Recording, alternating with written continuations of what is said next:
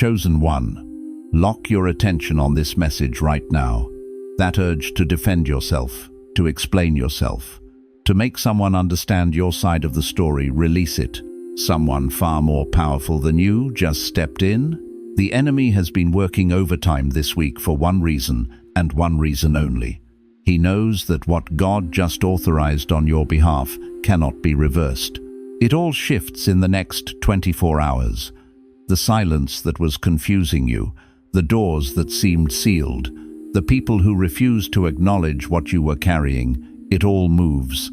But here is what you need to understand before anything else. This is not moving because you finally found the right words. It is moving because of what you chose not to say. Think back to that moment this week when someone misrepresented you, when someone took credit, assigned blame, or walked away without hearing your side. You wanted to fight back. You wanted to correct the record. But something made you go quiet. You bit your tongue. You walked away. You let it go. You did not know it then, but that restraint was a signal to heaven. That silence was a summons. You did not stumble onto this recording by accident. The algorithm did not surface this for you. The Holy Spirit delivered it directly because this is a divine appointment that was scheduled long before this moment arrived. You are standing at the edge of a verdict that has already been written in your favor. Stay until the very last second, because in the next few minutes, I am going to hand you the legal decree that identifies who is now standing between you and every force that came against you. I am going to walk you through the exact sequence of events this week where you thought you were losing ground but were actually gaining it. And at the end, I am going to give you the declaration that seals the enemy's defeat and activates the defense that has already been authorized over your life. Do not leave this message early. Your future self is asking you to stay, because if you walk away now, you walk away before the verdict is read aloud. I know what the atmosphere has felt like for the last 72 hours. It has not just been heavy, it has been personal, like the pressure was designed specifically for you, calibrated to target the exact place where you are most likely to break. Maybe you have been replaying a conversation in your mind, turning it over and over, trying to figure out where it went wrong and whether you could have said something different that would have changed the outcome. Or maybe you have been watching someone else receive recognition, favor, or access that you know was meant for you, and you have been carrying the quiet devastation of that in silence because you do not want to seem bitter. Or maybe you woke up at 3 inches the morning this week with a heaviness in your chest that had no name, just a pressure sitting on your sternum like something unresolved was waiting for you on the other side of sleep. You feel exposed, like you have been standing in an open field with no cover, and the arrows have been coming from every direction. And in that exposed place, the enemy has been whispering a very specific lie. He has been telling you that the reason no one has stood up for you is because you do not deserve to be defended. He has been replaying every mistake, every stumble, every moment where you fell short of who you were supposed to be, and he has been using that footage to build a case that you forfeited your right to divine protection. He has been telling you that God is watching, but that your own failures have placed you outside the boundary of intervention, that you used up your grace, that the defense you need is available to others but not to you. But I need you to hear what the scripture actually says about this moment. Romans 8:31 says, "If God is for us, who can be against us?" Listen to what that promise is actually declaring. Not who can inconvenience us, not who can annoy us or delay us or misunderstand us. Who can be against us? The language is absolute. The defense is not conditional on your performance. It is not activated by your perfection. It is not revoked by your silence or your stumbling or your moments of doubt. It is issued from a source that does not change its position based on what the accuser presents as evidence. The enemy built a case. Heaven dismissed it. You are not outside the boundary of intervention. You are the reason the intervention was authorized. The heaviness you feel is not abandonment. It is the weight of a battle being fought above your ability to see it. What you have been interpreting as silence from heaven is not absence. It is the sound of a defense being assembled on your behalf in a courtroom you do not yet have access to. You thought your silence this week was weakness. You thought walking away without being understood was a loss. Let me reframe your reality right now. That was not retreat. That was release.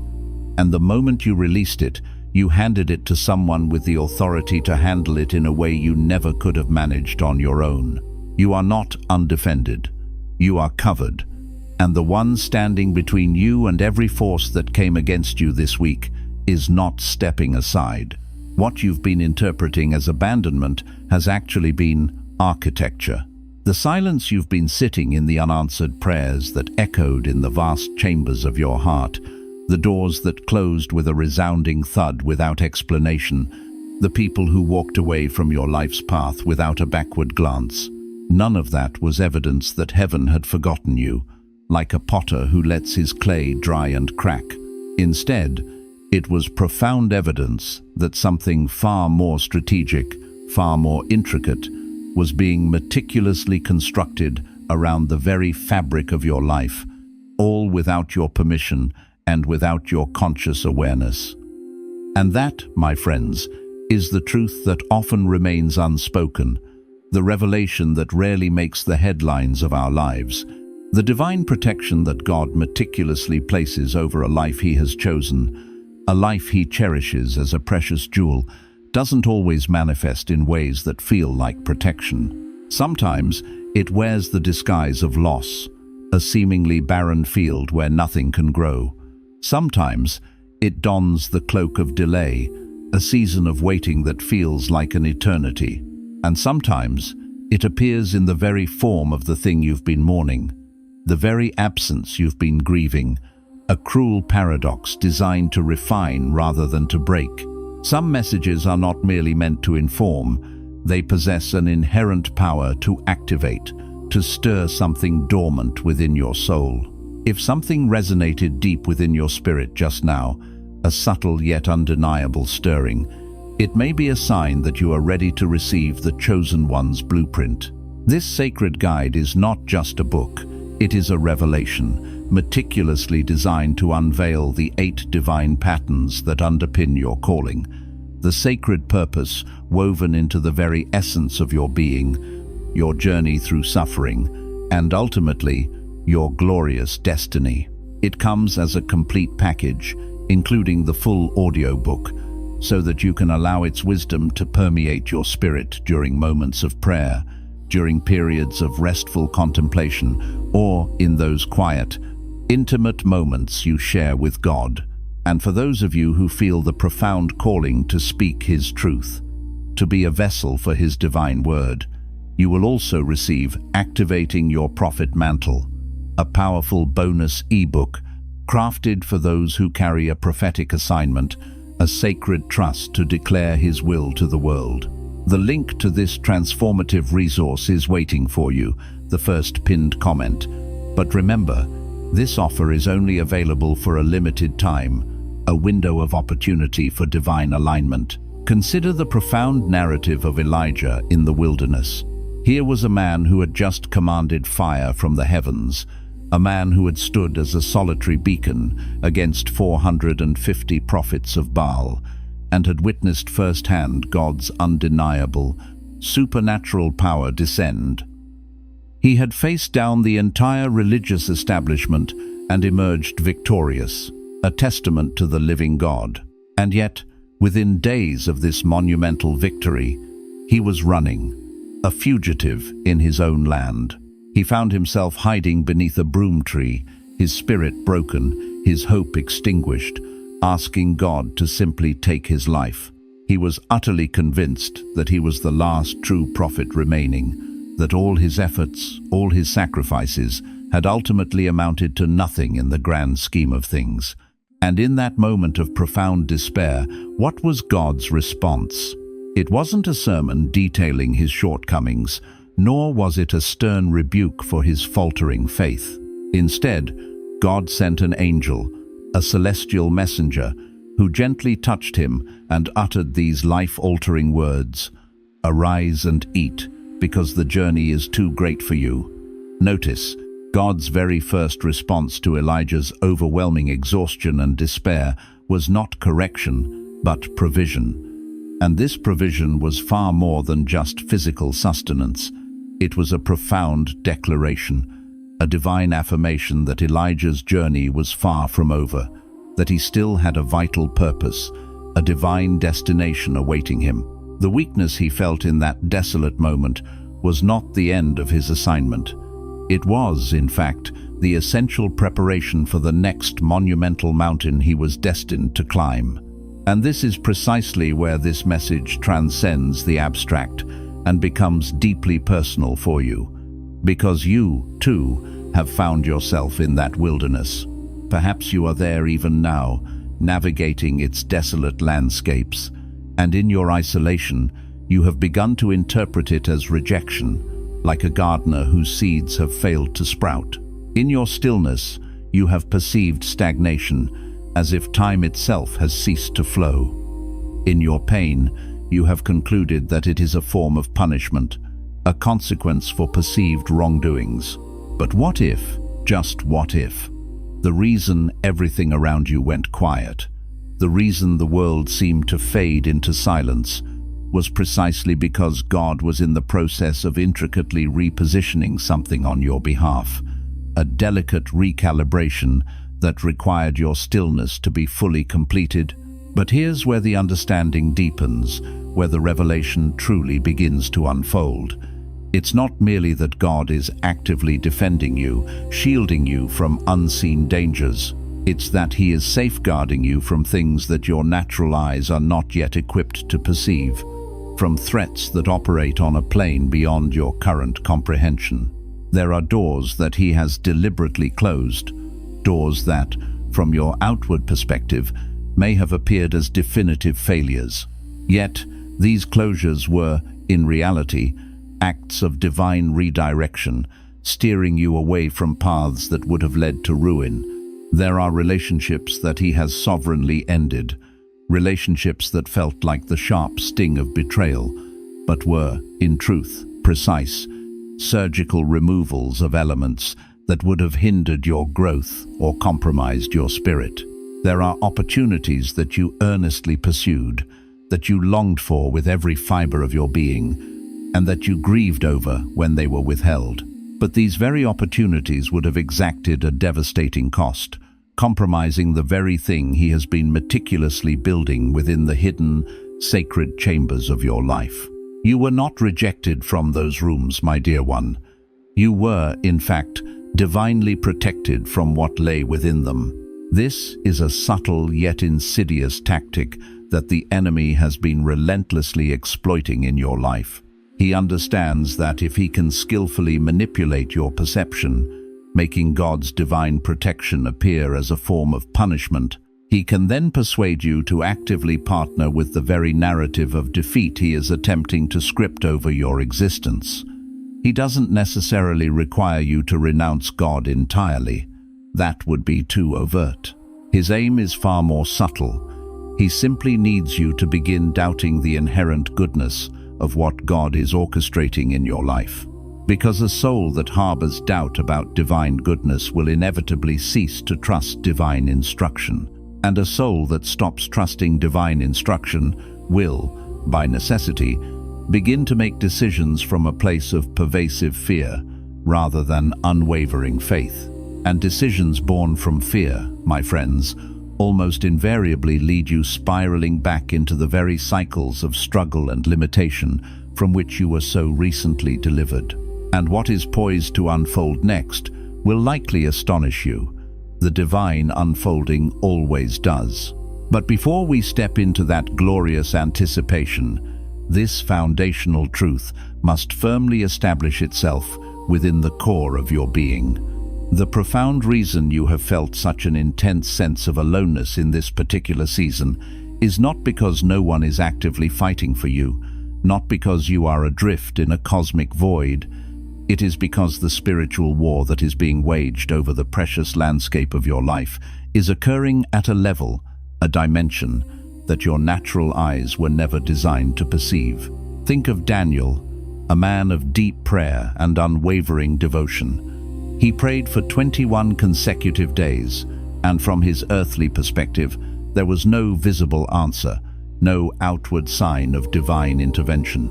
From his vantage point, it appeared as utter silence, a vast, unbridgeable distance, as if the very heavens had gone still, deaf to his fervent petitions.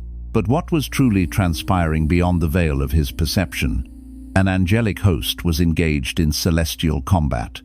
The answer to his prayer had, in fact, been released on day one.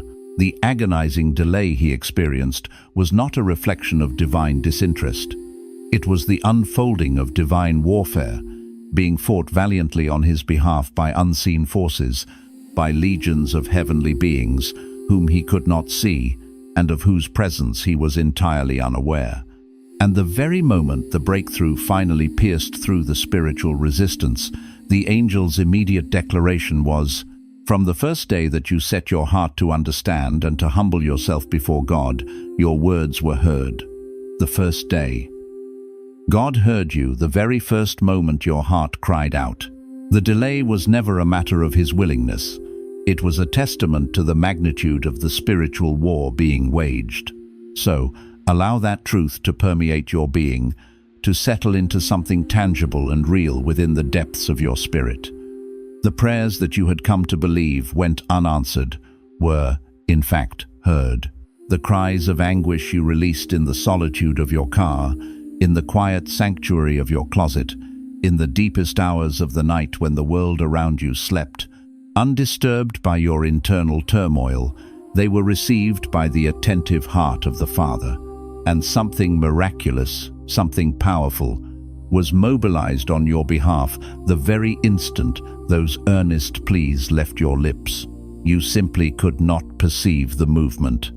All you were aware of was the stark reality of the waiting. Now, once you grasp this profound understanding, you will be truly ready for what comes next, because there exists a second layer, a deeper dimension beneath the visible warfare that most individuals never manage to access. And this layer has everything to do with the transformative potential residing within your suffering, with what your trials have actually been producing. The ancient, epic narrative of Job is often reduced in popular understanding to a simple test of patience, but its depth and meaning far surpass such a limited interpretation.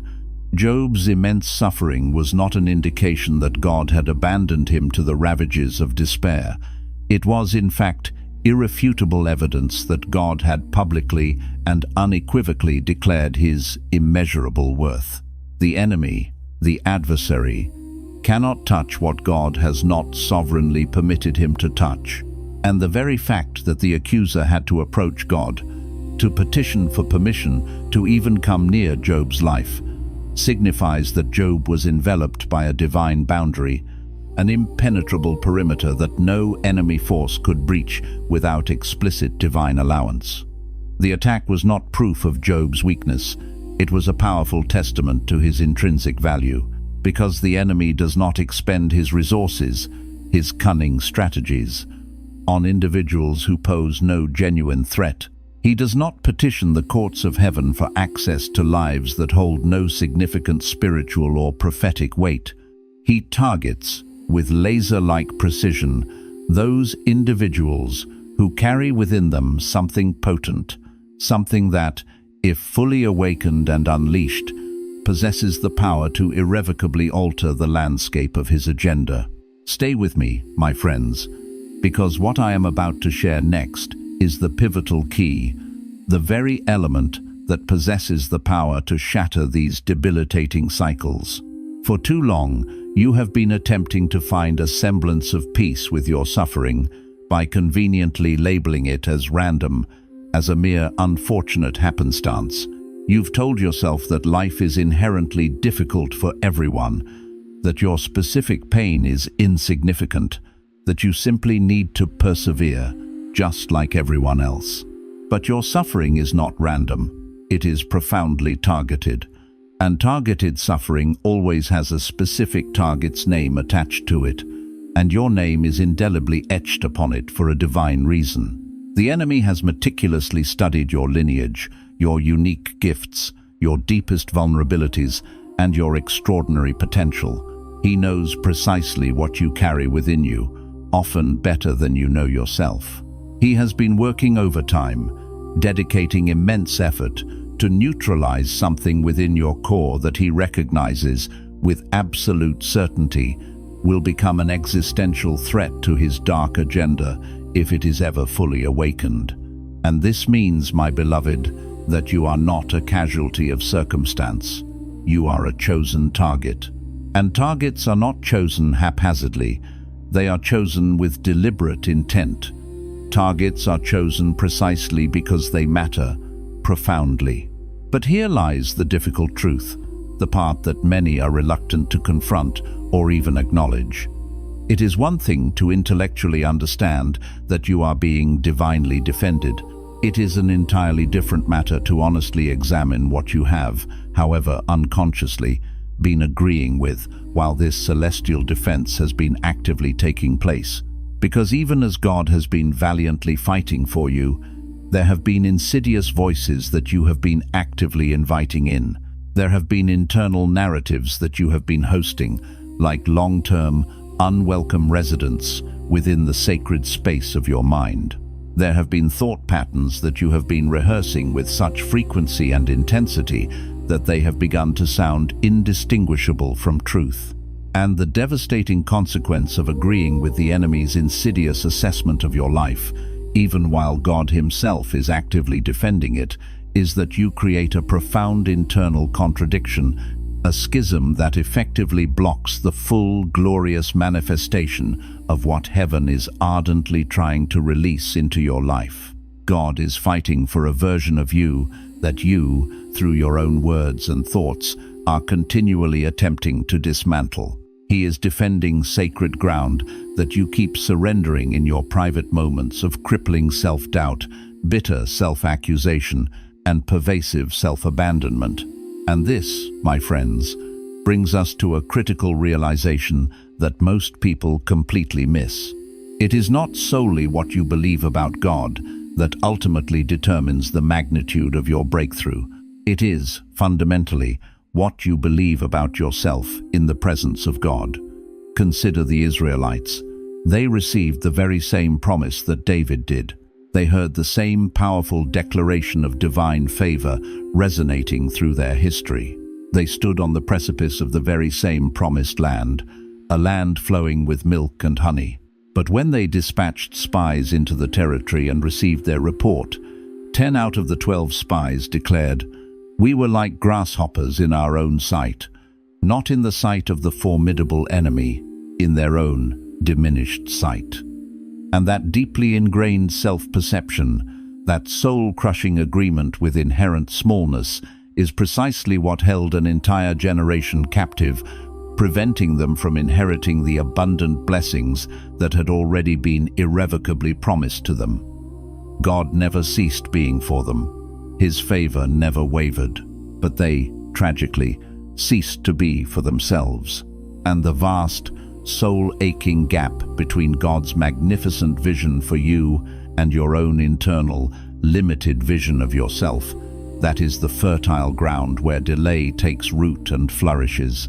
And yet, beneath even that profound truth, there lies something even deeper, something that most people never manage to journey far enough to discover. Here is the truly unexpected revelation, the aspect that often catches us by surprise. The primary obstacle that has been hindering the full, unadulterated experience of your breakthrough is not the overwhelming power of the enemy. It is not the inescapable weight of your past.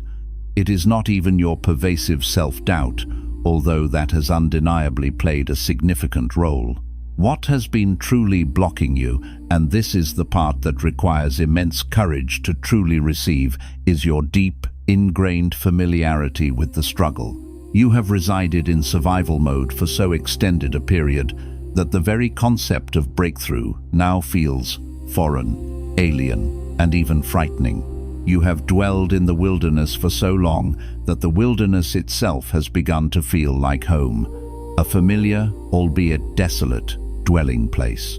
And a certain part of you, a part that was indelibly shaped through enduring trauma, through cycles of repeated disappointment, through years of desperately hoping only to be profoundly hurt, that part of you has begun to erect an internal shield, a defense mechanism designed to protect itself from the potential devastation of expectation.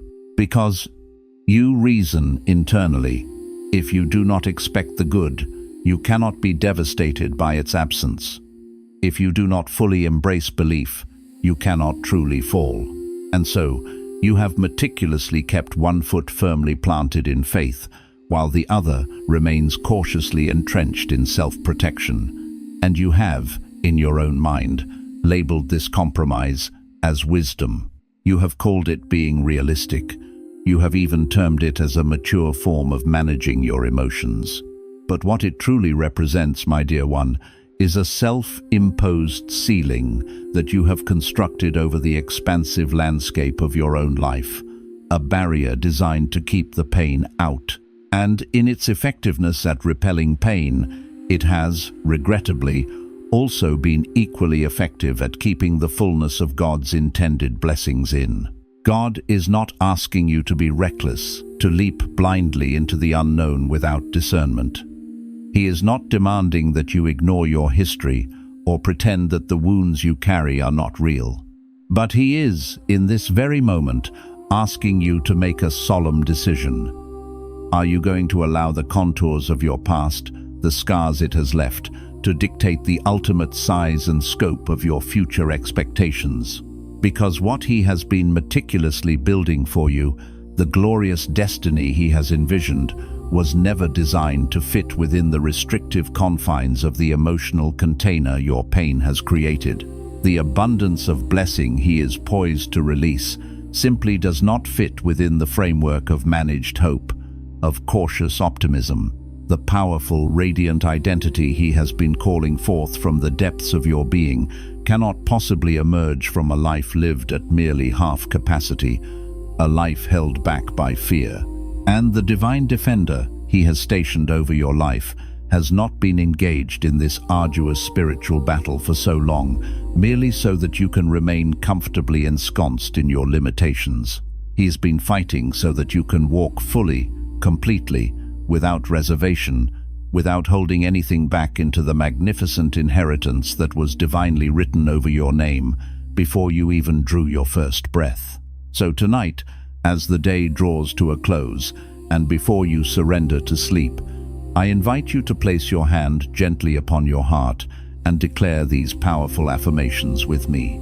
I release every agreement I have ever made with smallness. I release every narrative that was never truly mine to carry, that was imposed upon me by external forces or internal doubts. I release the self-protection that has inadvertently kept me from fully expecting, from fully receiving, and from fully stepping forward into the abundance that awaits. I acknowledge with profound gratitude that I have been defended, that I have been covered by divine grace, that I have been fought for with fierce love, even in those desolate moments when I was utterly convinced that I was completely alone. I break every unholy agreement with the insidious lie that my suffering is evidence of divine abandonment. I receive with an open heart the liberating truth that my suffering is, in fact, evidence of a sacred assignment. I am not forgotten. I am not overlooked. I am not a mere casualty of my own unfolding story. I am a chosen vessel, a precious creation, surrounded by impenetrable divine protection, standing at the very edge of a breakthrough that has already been divinely authorized by heaven itself. And starting today, this very moment, I cease fighting against the very destiny that God is so passionately fighting for me to embrace. I step forward fully, completely, without any reservation whatsoever, into everything that has been lovingly and meticulously prepared for me. I am seen, I am defended, and I am finally, truly ready. If this message resonated deeply within you, confirming what your spirit already knew to be true, please share it with someone else who desperately needs to hear this message of hope and empowerment today. And if you are yearning to delve deeper into the profound mysteries of your divine assignment, to unlock the full potential of your spiritual calling, the link to my transformative resource is waiting for you, patiently, in the first pinned comment just below.